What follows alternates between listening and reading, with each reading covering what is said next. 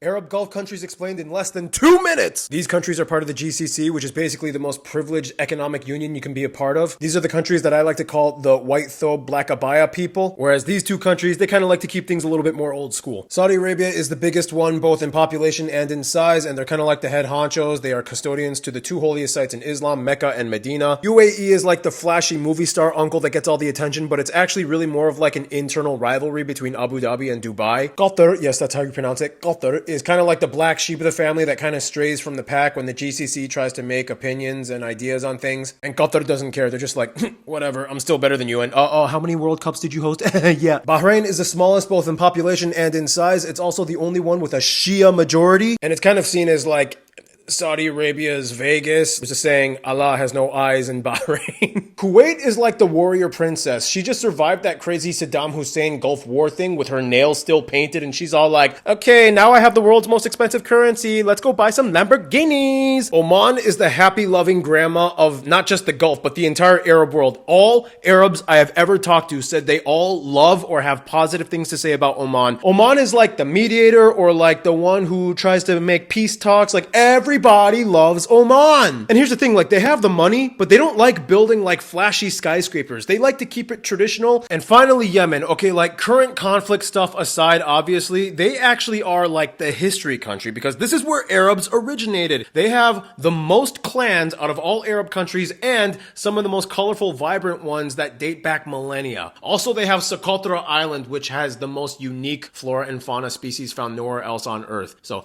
Yemen is super underrated, man.